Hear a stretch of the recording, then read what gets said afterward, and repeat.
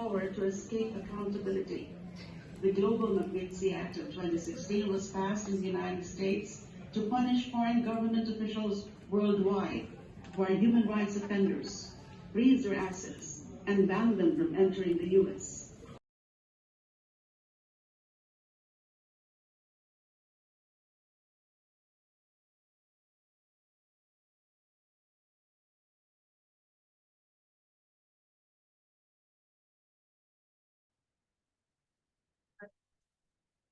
Care to speak? Yes, Okay. When you want, you can start. well, thank you all for joining us today for After a Drug War. We are standing room only here for Senator Leila de Lima. So let's welcome Senator.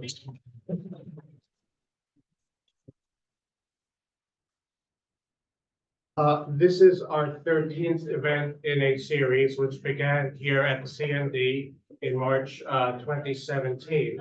About 3 weeks prior was when Senator de Lima began her time of unjust incarceration. So times change, and we are not full circle yet, but we are in a better place. So with that, I will turn things over to our moderator, Father Albert Alejo. Father Albert is one of the is a very well-known human rights advocate in the Philippines. He was currently on faculty at the Pontifical Gregorian University in Rome. Father Albert. Well, that was quick. Good afternoon, and thank you for coming. Those who are inside this hall in Vienna and those who are online. Thank you, David. David Borden has been a silent but very dedicated ally of the Philippines in promoting human rights and fighting the evils of the drug war. You know, we mentioned drug war. Drug war is not just a metaphor. It is really war. And when we say war, there are casualties, meaning there are people killed. They don't just get sick. Some of them are brutally killed. And so this war has many victims. But like any other war, it has also some selected enemies. The victims are those who are killed, but also those families left behind. And the enemies might be still alive, but they get imprisoned. And that is what we will hear, especially from our panel members, and most especially from our dear Leila de Lima, who is the symbol and embodiment of what has been ugly in the drug war in the Philippines under President Duterte. Madam Leila de Lima, Leila, it's your, we want to listen to you.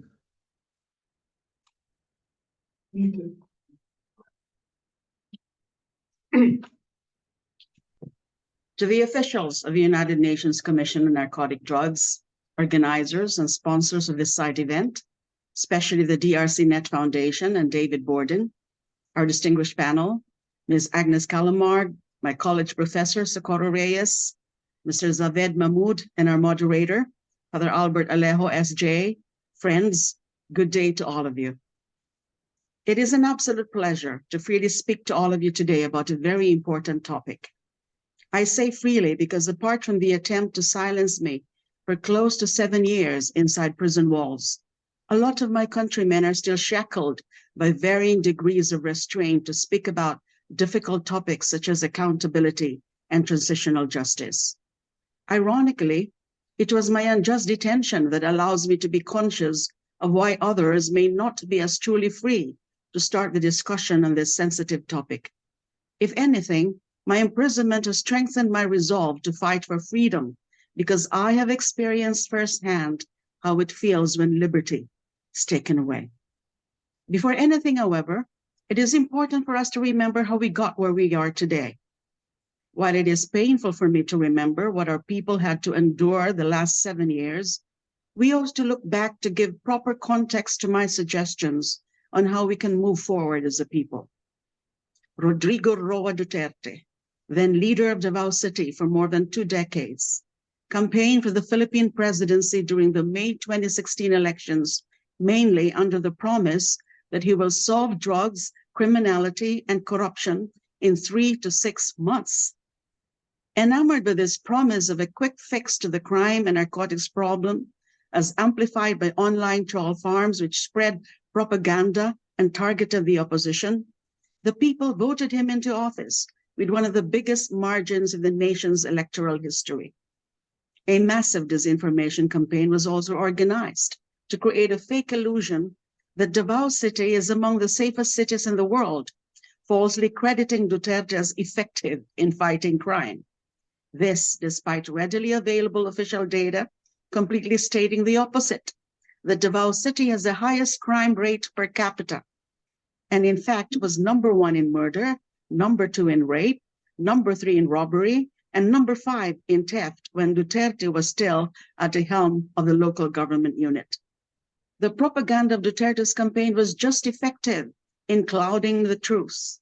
Known as the Punisher, Duterte was under investigation for vigilante-like killings of suspected drug addicts and criminals in Davao City, attributed to the Davao Death Squad, or the DDS. The Human Rights Watch released a report in April 2009 on this prevalent extrajudicial slaying in Davao City, which followed a consistent pattern of targeted killings of civilians. In 2009, the Philippine Commission on Human Rights, which I headed during that time, investigated the phenomenon of DDS killings. In 2011, the CHR released its resolution recommending that the Office of the Ombudsman investigate Duterte for his liability on the numerous killings in Davao City. But even before proper charges were filed against Duterte, he eventually declared his presidential ambitions and won with a landslide. Within the first year of his presidency, a consistent pattern of killings haunted the country when Oplan Tokhang was declared. Tokhang meant knock and plead in one of our local languages. But instead of knocking and pleading, deaths flooded the streets not only of Metro Manila, but nationwide. Reports of total number of deaths vary. Per government data, 6,252 people were killed in anti-drug operations from July 1, 2016 to May 31, 2022, a number that does not include those killed by unidentified perpetrators. Human rights groups' estimates are grimmer, 12,000 to 30,000. The United Nations Office of the High Commissioner for Human Rights estimates that, even counting conservatively, at least 8,663 people had been killed in Duterte's drug war. The number of deaths are not readily definite because of the sheer quantity of those victimized. Per another report, victims included at least 122 children who were killed. The Human Rights Watch estimates that the drug war left 20,000 orphans. When I was newly elected as senator, I led the Senate inquiry into the violent drug war, but I was vilified nonstop, ousted from my Senate committee, and eventually unjustly sent to prison on false charges, later on declared by the Human Rights Office of the High Commissioner Working Group as arbitrary detention. I languished in prison for close to 7 years, and until now, I still have pending cases and was only able to secure my liberty on bail. My only fault was I spoke up. Up to this moment, Duterte has not been charged with any crime in relation to the murderous drug war. A lot of people do not dare to cross his path as he remains powerful. Duterte left office with record high plus 81 approval rating, and Duterte's daughter, Sara Duterte, won the vice presidency in another landslide victory. Except in 2 cases, no one else has been held criminally accountable for the murders that transpired under Duterte's drug war. Prosecutors have not pressed charges against police officers, nor do they investigate the deaths from police operations, citing presumption of regularity of police operations. Even assuming the impossible, that the Ombudsman or the DOJ carry out authentic investigations and file criminal charges against the masterminds of the drug war, I do not think any Philippine judge will survive a prolonged trial of these masterminds without being harassed, threatened, or even killed, given the resources of the DDS as the most powerful criminal organization in the country. This is further assuming that judges will be fair and impartial, many of them having been appointed by Duterte himself, from the lowest trial courts all the way up to the Supreme Court. Left to itself, the Philippine justice system cannot handle the prosecution of this criminal entity that ran the entire Philippine government for 6 years and which still exercises de facto residual quasi-state powers. On such a backdrop, my first submission for today is to emphasize that there can be no effective transition if we do not deliver justice first.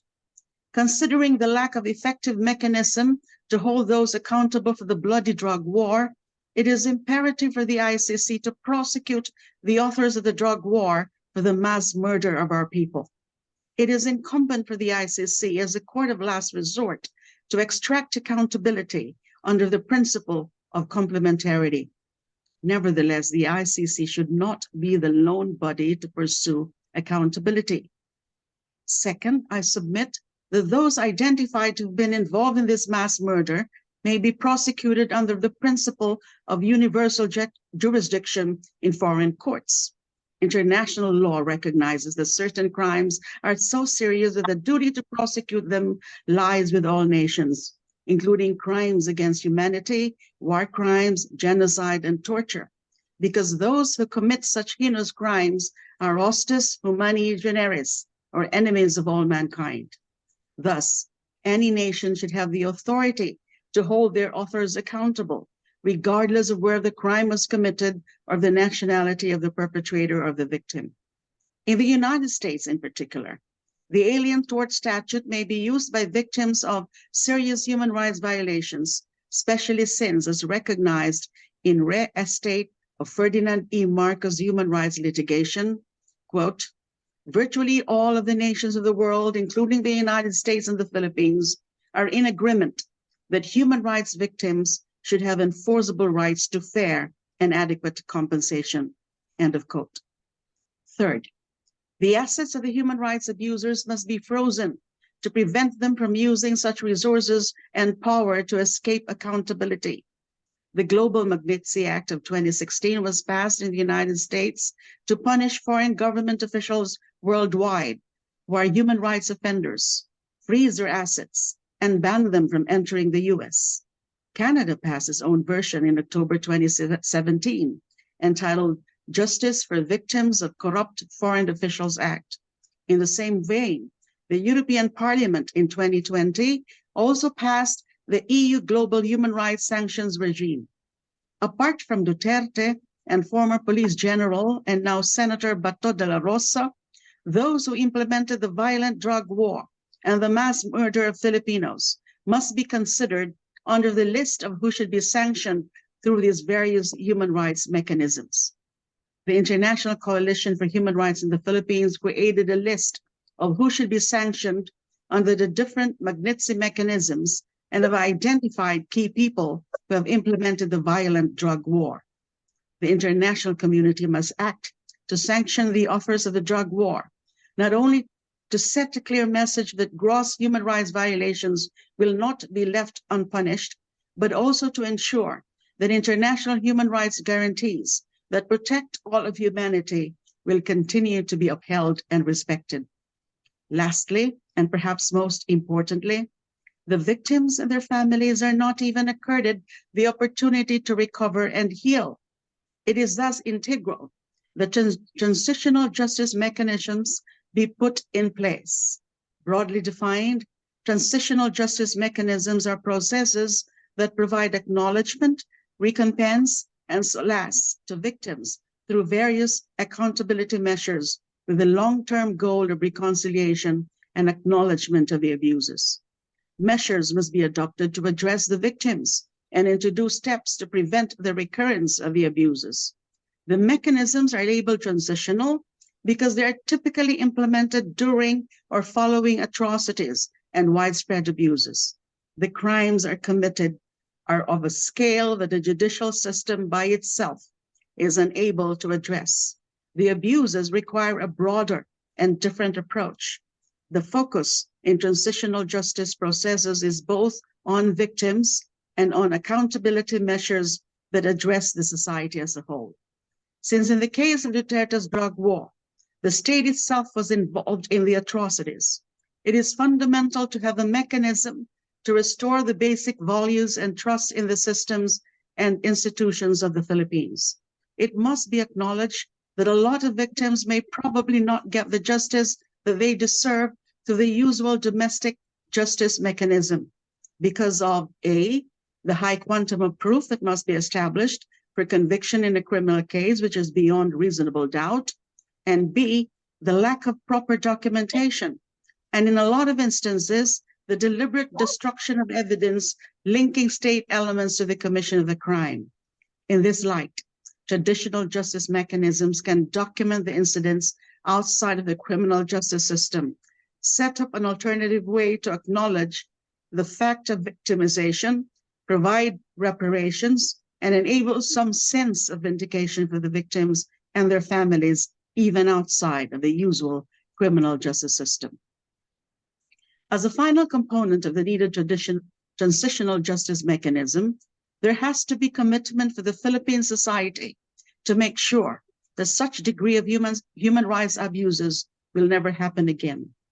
There also must be a deliberate effort to memorialize this difficult part of Philippine history. The commitment and memorialization aspects are indispensable in the process of ensuring that the Philippine society shall be committed to ending this vicious cycle of violent conflict. As a final note, I would like to say that I intend to use the freedom that I recently won, albeit temporarily still, to continue to speak the truth, hold power into account, and fight for the victims of the violent drug war. Hopefully, the international community will continue to push for accountability and help in crafting policies to allow the victims of these mass atrocities to recover. There is still a lot of things to be done, but as I always say, laban lang. Let us continue fighting for justice. Thank you very much.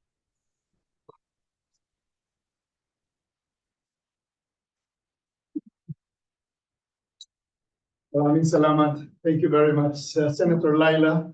It's very touching. This is her first international communication after 7 years, almost 7 years of incarceration.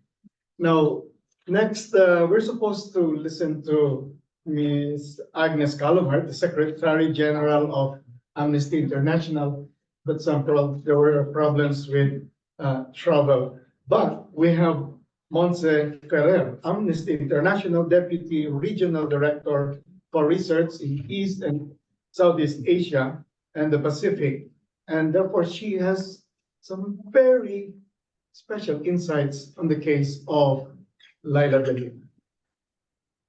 Montse? Yes, hello. Can you hear me well? Yes, welcome. Yes. Hi, I'm sorry. I'm at the UN and it's a crazy week over here in Geneva with the Human Rights Council. So apologies for the background. But thank you very much. I'll start by saying that unfortunately, Agnes, as just noted, is not here today. Her flight got changed and she's actually flying right now. So it was truly impossible for her to join. She sends her deepest regrets, and specifically Senator Leila, she will give you a call, she told me, because she wants to speak to you. Even though I'm not Agnes, I work in Amnesty International, and I'm part of the team that recently met with you, Senator Leila, and we have been following your case for years. So it is truly an honor, and I can speak on behalf of myself and the team. I will speak briefly just to respond to a few of the statements we've just heard. Some of this is Agnes's her own thoughts, and some of this comes from our team. Maybe I'll take a step back to just say that the title of this event is After a Drug War, but it's most unfortunate that the war on drugs started by former President Duterte continues in the Philippines to this day, and the killings also continue. Despite pronouncements made by current President Marcos and his administration that the government is taking on a different approach to the anti-illegal drugs campaign by focusing on rehabilitation, reintegration, and preventive education programs, media monitoring by a group of independent academics and researchers in the Philippines called DAHAS found that at least 331 people have been killed in drug-related incidents in 2023. More than 40% of them were reportedly killed by state agents. Nearly 3 months into 2024, right now, the group has already recorded at least 75 drug-related killings. As Senator de Lima just noted, there remains no accountability for the thousands upon thousands of people killed since the start of the war on drugs in 2016, save for a couple of high-profile cases where police officers were convicted in Philippines courts. Yet the Philippine government, both under Duterte and currently under Marcos, insists that the justice system and other domestic mechanisms are working. They are not. The Marcos administration even tried to stop the resumption of the investigation by the International Criminal Court into crimes against humanity. But having failed to do so, the government has repeatedly stated it will not cooperate with the investigation.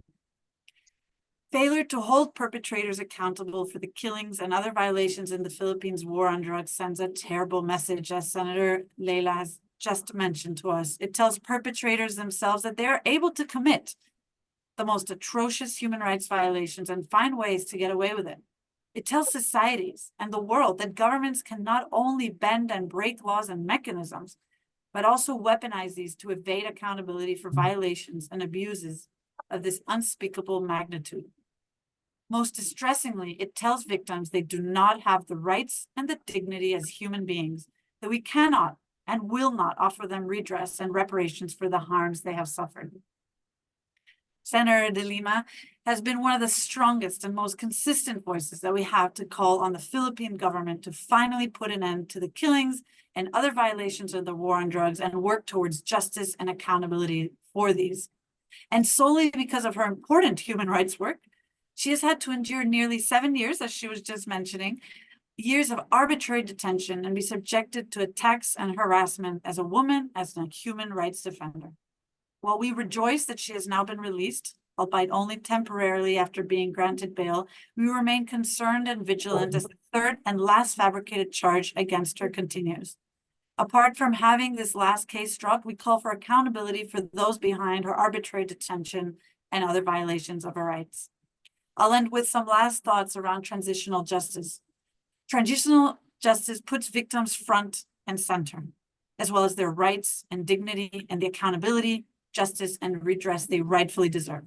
There can never be transitional or even any other forms of justice when killings and other violations continue as part of a government-led anti-illegal drug campaign.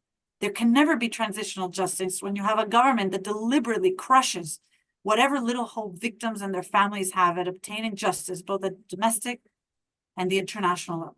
There can never be transitional justice if the world continues to look away, if we respond to gross and widespread human rights violations through technical support and capacity building programs instead of robust investigative mechanism that should seek to identify perpetrators and hold them to account. Thanks for your time. And again, Senator de Lima, it is an honor to be here with you, and we all admire you and will be here with you as you continue your fight. Thank you very much.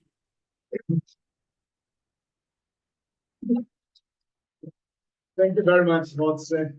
Montse talked about victims. We will hear more about this from our next speaker, who is just right beside me. I got to know her during our masses inside the jail. I'll tell you one secret. Socorro Reyes was a former teacher of Senator Leila de Lima. And I'm a proud teacher of Senator Leila de Lima. From day one, I promised her that I will be with her in her journey to freedom. And I've tried to attend all her court hearings, and I know already her guards, her lawyers, even the judge, even the prosecutors. And I was always telling them, it's been 7 years, come on, there's no really evidence, just, set her free. Now, my topic is women and the aftermath of extrajudicial killings. During the drug war of former Philippine President Rodrigo Duterte from July 1, 2016 to May 31, 2022, between 27,000 to 30,000 were killed. According to human rights groups, the government data scaled this now to at least 6,252. Whatever the numbers are, the fact is, for every drug suspect killed in this bloody drug war, at least 6 people were left behind, mostly women, mothers, wives, partners, and children. An 87-year-old grandmother, Lola Remy, was left with her son's 6 children when he was shot twice in the head while preparing spaghetti for his child's birthday. A heart attack survivor, Lola Remy, that's Grandma Remy, had to sell cooked food, washed clothes for her neighbors, begged with relatives to support the orphans. The pregnant wife of her son was taken into custody by the police and gave birth while in jail. As March is Women's Month, I would like to highlight how the women and orphans, with the help of women's groups and civil society organizations, coped and are still coping with the horrible aftermath of the Duterte government's drug war. I will focus on the efforts of Baigani and church-based groups like Kalinga of the Society of the Divine Word and the Solidarity with Orphans and Widows of the Vincentian Priests. Baigani, or feminist solidarity against extrajudicial killings, comes from 2 Visayan words, Bay or women, and Bagani or warrior, brave, insurgent. Baigani is thus women warriors. It was organized in April 2017 at the height of the merciless killings of suspected drug addicts from the poor communities in Metro Manila and other parts of the country. The main strategy of Baigani was holding family camps, 4 in Metro Manila, 1 in Cebu in the Visayas, and another in Mindanao. The family camps provided safe space for the sharing of grief, helped reduce the feeling of isolation and stigmatization, allowed families to draw support and strength from one another, served as respite from the daily grind, facilitated awareness and insight of themselves as victims of human rights violations, instructed the families and human rights, state abuse, and ways of obtaining justice and redress, and initiated a form of mechanism for future consciousness raising, and assisted in the determination of the necessary humanitarian support and livelihood assistance. In a more recent move, Baigani proposed the passage of legislation entitled Transitional Justice and Reconciliation for EJK Victims Act of 2023. The bill establishes a Transitional Justice and Reconciliation Program for EJK victims that shall address the injustices and human rights violations suffered by the victims and their families, that will promote accountability and strengthen the rule of law in relation to wrongdoings in the implementation of the war on drugs, including crimes identified under international conventions to which the Philippines is a signatory. The bill also created a Transitional Justice and Reconciliation Commission for EJK victims. The commission shall design and formulate mechanisms to implement the program and supervise the implementation and formulating the mechanisms. The commission shall be guided by a gender-sensitive framework of dealing with a past that respects, protects, and fulfills the right to truth, right to justice, and the right to reparation of victims, and ensure non-recurrence of any violation, and that seeks to uphold the rule of law and end impunity, prevent violence, and adhere to reconciliation. Kalinga, or Kain, Aral at Ligo ng Ayos in our language. In English, it's eat, study, and bathe properly, cater to the homeless of Metro Manila. During the drug war, it developed the Paghilom, or healing program, that supported widows, mothers, and orphans of EJK victims. It is an integrated, holistic program that provided psycho-spiritual intervention, legal documentation, educational assistance, and livelihood package. The Solidarity for Orphans and Widows is another program organized by the Vincentian Priests, which provided similar services in collaboration with the Ina ng Lupang Pangako Parish, or Mother of the Promised Land, in another depressed area in Metro Manila.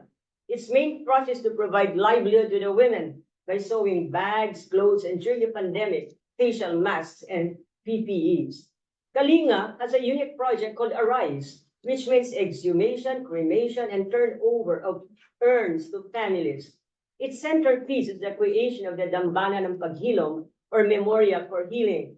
It's a physical site to rest the remains of the EJK victims and to provide a memorial site to aid in the complete healing and moving on of the EJK widows and orphan families. Project Arise provided exhumation, post-mortem, and cremation services. The names of the EJK victims will be placed in the wall panels surrounding the Dambana.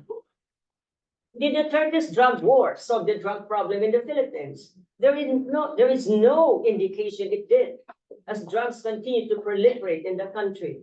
Only the suspected drug users from the poor, slum areas were killed.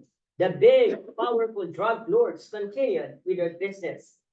Will the perpetrators of the extrajudicial killings be held accountable? The ICC is presently investigating these crimes against humanity and has raised hopes for EJK victims and their families that justice will be done. Has the new Marcos administration departed from the ruthless, inhuman drug policy of the Duterte government? Has it adopted, as it claimed, a holistic, human rights-based approach to the drug problem? According to the UP Third World Studies Center, University of the Philippines, Third World Studies Center's DAHAS, which already cited earlier project, as of May 31, 2023, almost a year after Marcos was sworn into office, 309 have been killed in connection with illegal drugs. The number exceeds the 302 reported drug killings in the last year of the Duterte administration. I would like to pose these questions as my conclusion. Has Marcos heeded the advice of Duterte to continue with the drug war, even with not as much ferocity as his? Is the Marcos administration any different from his predecessor? He has 4 more years in office to turn words into action and implement his flagship program, which in our language is called BIDA. BIDA is hero. Buhay Ingatan, Drogay Ayawan, or Take Care of Life, Avoid Drugs. Launched in November 2022, that focuses on prevention, demand reduction, and rehabilitation. We're all waiting for things to change in the Philippines. Thank you very much. Thank you very much. So, our next final speaker is Zaved Mahmood. Thank you very much for coming. He's the Human Rights and Drug Policy Advisor to the Office of the United Nations High Commissioner for Human Rights. Mahmood, with all the violations of human rights here, why is there impunity, and do you have recommendations? Salamat. Thank you very much for your introduction. And also, I'd like to congratulate him. I'm very pleased to see Senator De Lima, you are with us today and speaking. And in your presentation, you referred our office report and office effort with regard to Philippines. Before I come to the Philippine situation or some recommendation with regard to current situation, I'd like to highlight that last year, our office has submitted a report to the Human Rights Council on human rights challenges in relation to world drug problem. This report, I have the copy here, summary version. If you would like to take, I could provide the copy. In this report, we identified 7 key challenges. It includes lack of services and access to treatment, harm reduction, then prison overcrowding, use of the death penalty, disproportionate impact on the groups, different marginalized group, and also human rights challenges related to drug use and humanitarian setting, and the right to a healthy and sustainable environment and drug use. And another key findings for us in key challenges was war on drugs and associated human rights violation. The punitive approach to drug control, including using the military, have escalated the use of the unnecessary and disproportionate force to combat the drug problem. This has led to extrajudicial killings, arbitrary detention, torture, and ill treatment, enforced disappearances, and other human rights violations. The poorest and more marginalized sector of the society have been most affected. This morning, we had a discussion and one-side event on this particular issue, militarization and war on drugs, what are the consequences? Also in the report, we identified that investigation have been lacking or insufficient. Investigation with regard to alleged human rights violation is lacking or insufficient, leading to impunity for perpetrators of abuse while generating a culture of corruption in law enforcement bodies. Also, we have identified that there is a lack of protection for the victims and witnesses, and this is one of the key concerns with regard to Philippines also, we know. Victim has not been also received remedies. I'm talking about war on drugs, many parts of the world. This is the phenomenon now, that the war on drugs also has failed. It is proven that it's failed to prevent the production and consumption of drugs. Why this war on drugs usually has been initiated, but we know that it is not given any result. With that note, I would like to move to one specific aspect of the transitional justice, that is accountability. One aspect, another aspect I would like to briefly mention about the issue of guarantee of non-recurrence. With regard to accountability, I would like to refer to our report, which Senator De Lima mentioned about 2020 report. In the report, we have set out the situation, a number already Senator De Lima mentioned about the number we have provided. That is very conservative number, how many people has been extrajudicially killed. I would like to highlight one thing. All this figure we are putting, behind that, human faces. We need to think about it's not only number, thousands of people, it's behind that there is a human faces that we have to think about that. And in our report, we specifically mention about the recommendation has been to set up investigation and also set up independent investigation. I would like to highlight that just independent investigation, providing remedies to the victims as well as support, legal aids, and protection. That one. We know that there has been some initiative by the government under the umbrella of joint program on human rights. We have one colleague here sitting from Novox, Ines, is part of that process also, but very slow progress we have done, particularly with regard to addressing the accountability issues. Now I'd like to move to the guarantee of non-recurrence. One of the issues of this process should be the reform.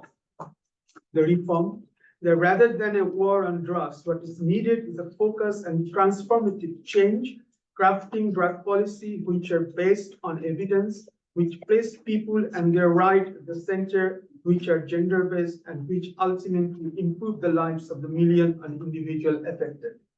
In this regard, I would like to make a parallel to another situation that is in Colombia.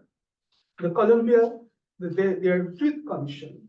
Truth Commission, they investigated their war on drugs and violation, and they came out with a very specific recommendation to reform the drug policy on the basis of human rights, public health, and evidence-based that one. And we are pleased to see the government of Colombia has taken on that recommendation by the Truth Commission and just set up recently new drug policy, which is based on human rights and public health. I think that we can take a lesson learned from this process and how that could be taken into account in other contexts as well, that to move forward establishing or developing a new drug policy which is based on human rights and public health. I will stop here. Thank you. Thank you very much, Zaved. Isn't it nice? We still have about 10 minutes. May I say one thing? Okay. I would like to acknowledge the participation on the online, 40 people, 40 participants. It's Yeah. really good. I think that what we have here. It's really good. Okay, it doesn't have to be a question, but maybe a word of empathy or anything, yeah, support. The floor is now open.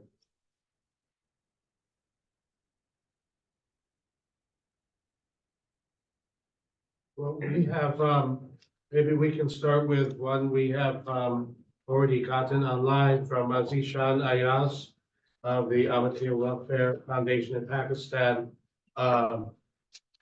And he notes that in Pakistan, approximately 8.9 million people are unable to access opioid substitution therapy because the treatment isn't legal. And is asked to support them in legalizing the effective drug treatments. That's for information.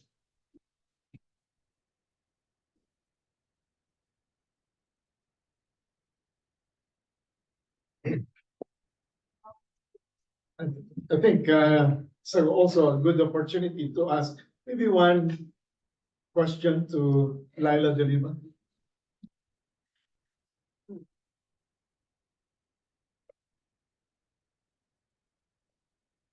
Yeah, Lauren. I don't have an intelligent question, but I think I just wanted to say, I know that despite the horrors of the last several years, there's been many incredibly brave individuals that have been fighting against this and have been involved with trying to do whatever they can to help people who have been directly impacted, whether it's the children, the mothers, the family members left behind, and also people trying to bring accountability by helping to protect potential witnesses, for example.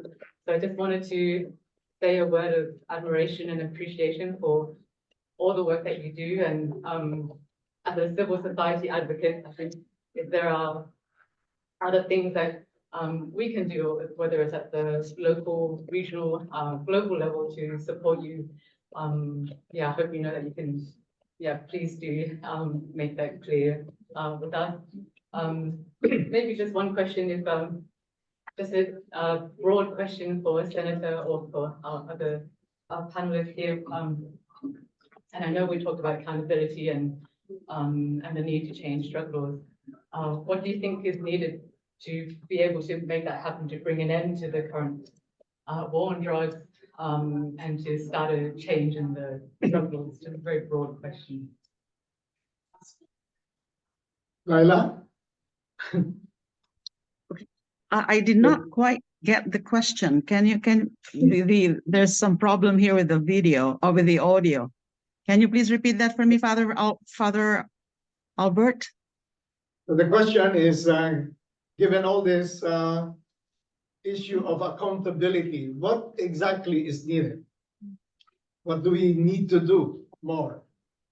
Well, more push, more vigilance, more push for accountability, awareness about exactly what the ICC is doing, and push for the government, for the current government, to recognize the jurisdiction of the ICC, because they've been questioning or assailing the jurisdiction of the ICC, and they have also have misinterpreted actually the principle of complementarity. They keep on insisting that the justice system is working, but yes, it may be working insofar as other cases are concerned, but not with respect to the thousands killed under Duterte's drug war. So ICC is very much welcome to many in the country. And that's why we are awaiting and monitoring closely the developments in the ICC probe into the drug war killings. And we need to raise more awareness, people pushing more for ICC's concrete actions based on their ongoing investigation. Okay, thank you very much. Zaved, you want to say something? Thank you very much. With regard to accountability, already Senator De Lima in her statement mentioned different mechanisms where we could approve. In our report also very one specific, I'd like to read out the recommendation. The empower an independent body that I beg to emphasize to conduct prompt, impartial, thorough, and transparent investigation into all killings and into alleged violation of international humanitarian law. We consider that during the other violation, other situation in Philippines where the armed conflict is going on, also human rights violation or international violation of international humanitarian law happened. And also improve the system of compiling and publishing consistent and disaggregated data on the all allegation of extrajudicial killing. So these are the recommendations, but implementation is been slow, and there is the need for push, which Senator De Lima mentioned.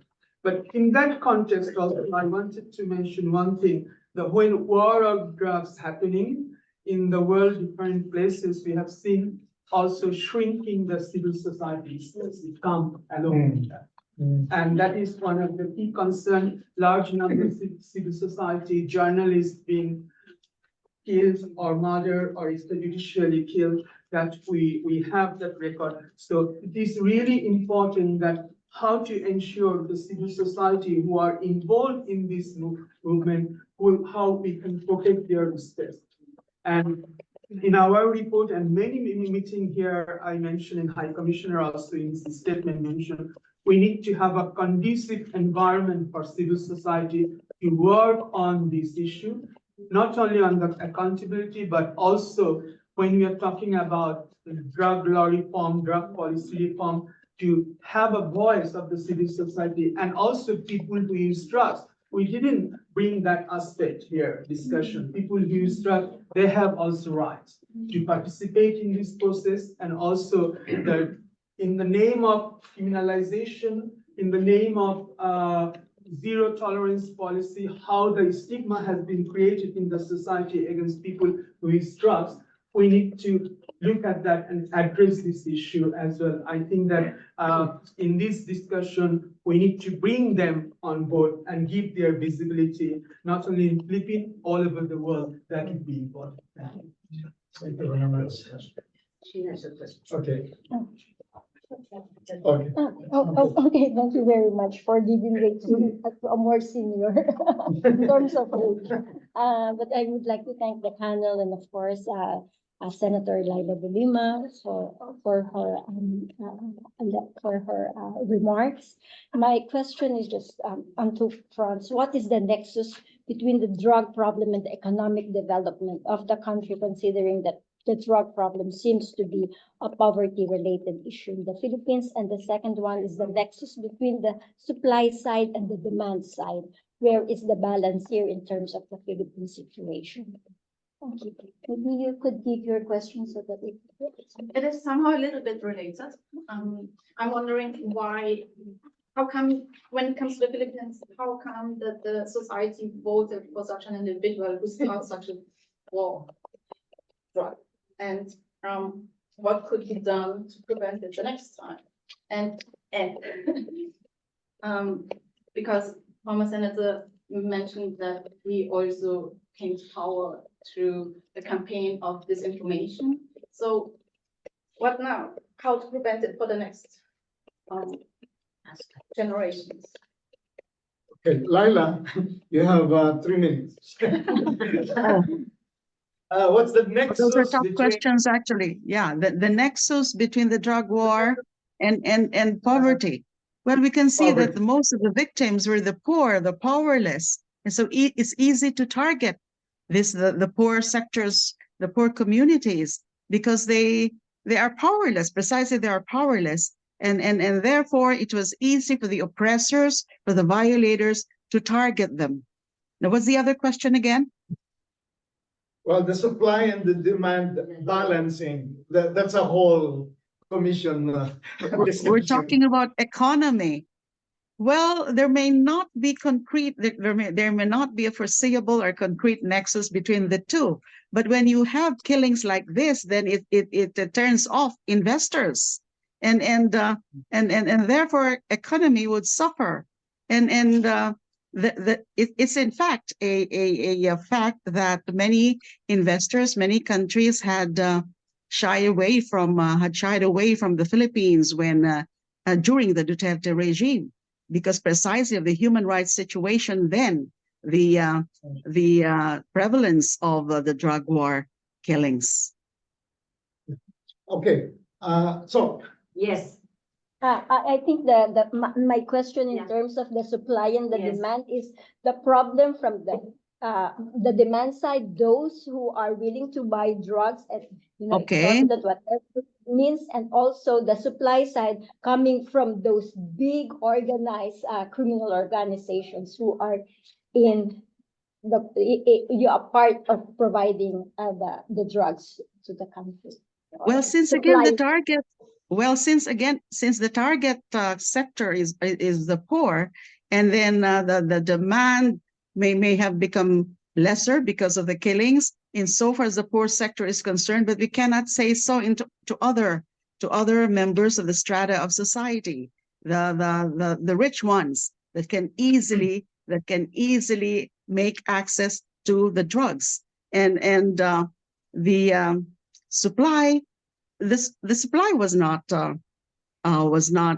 interrupted, or there was no diminution of the supply because of the drug war killings. In fact, the drug war, Duterte's drug war, was a failure because it did not result in the discarding or the end of the drug war, or even to reduce it to a significant degree. It was a failure. And simply because, again, the target were just the drug addicts, the street drug pushers, and not the big drug syndicates. The big drug syndicates continued their trade. And so the supply, the demand was still there because, again, the focus was not the right one. The direction of the drug war was not the right focus. okay, Sok and Zaved would like to answer. yeah, I'd like to acknowledge that Betty used to be my faculty member at LaSalle, the Department of Political Science. So I have here two LaSalle, Yeah. connections, one a former student, one a former faculty member. And Betty was former ambassador, Philippine ambassador to Austria, and now with the policy affairs of IAEA. The quick answer to you is this. These people they kill are not really, the big time users. These are not the big demand, for drugs. These are small, actually, just 0.0000 grams. They are the ones who are really demanding this. And what you raised about this poverty related, yes, because the people we interviewed said that the users, they do that because they're just so tired, so hopeless, so frustrated, and drugs give them some kind of respite. And so with the women, who were also using the drugs because their husbands were using it, they were using that too.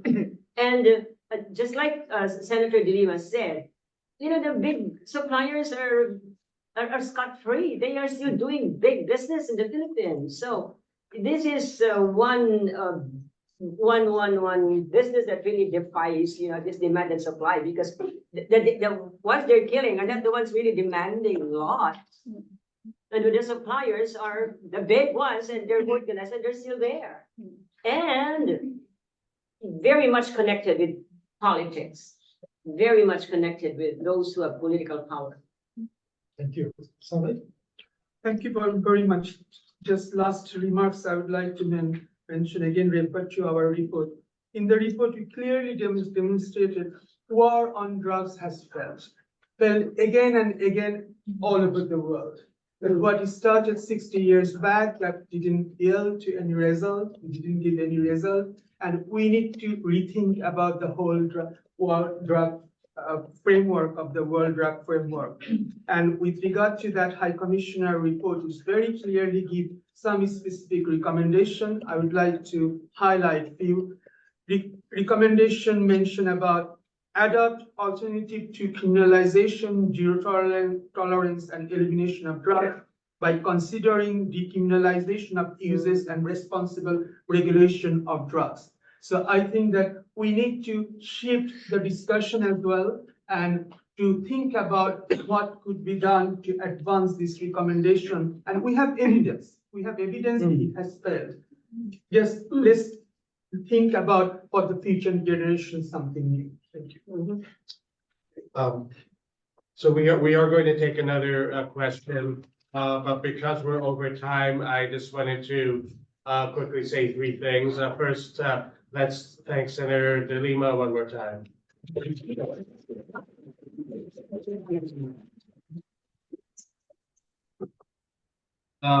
A much more mundane announcement. We have some sign-in sheets circulating. If you haven't already and you're willing, please leave us your name and contact information.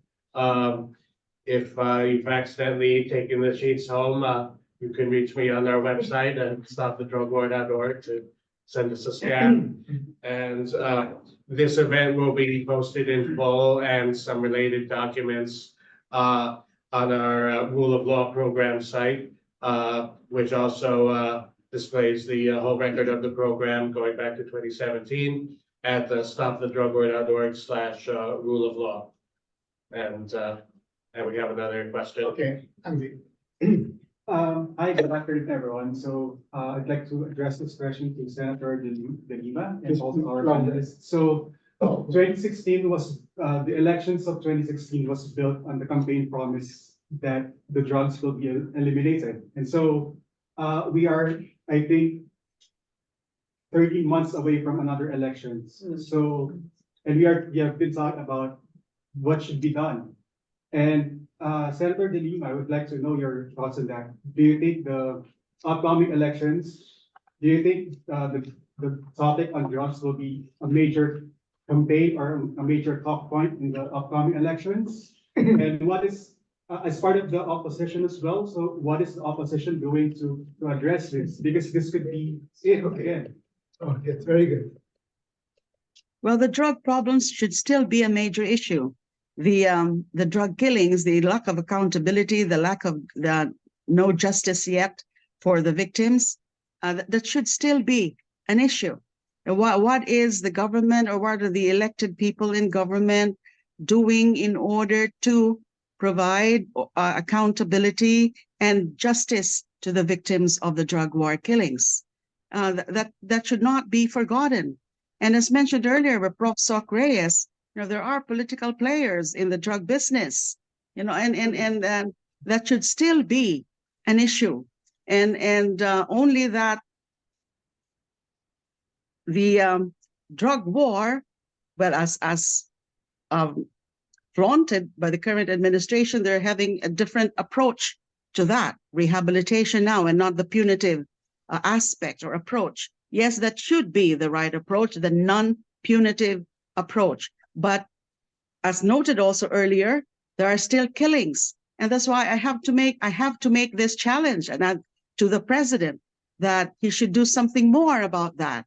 And he should explicitly, categorically say, stop the killings. So the issue of the drug war killings and the issue of the drug problem itself must still be relevant issues in the coming elections. Okay, thank you very much. We're over time. But I would like to thank the sponsors, DRCNet, Stop the War on Drugs, Human Rights and People Empowerment Center, Novax Philippines, US Filipinos for Good Governance, Forum Grogan, No Peace Without Justice, and Alsa Vita de Roma. Now, there's something wrong with the title of this forum. after the drug war. The war on drugs continues. There's no after the drug war. We continue the fight. We aspire to be better. Thank you very much for all. Thank you so much. There is still another session in Geneva next week, March 27. Please monitor. Thank you very much. Thank you. We'll post a link to that on our site at the page I mentioned. And also forgot to mention before, we have a online only event in a few weeks. And I'll also link featuring a few important speakers, including Father Flavio Villanueva of the aforementioned AJ Collective Foundation. Thank you very much, Senator Leila de Lima. Thank you. Thank you. Pleasure. Thank you. All right.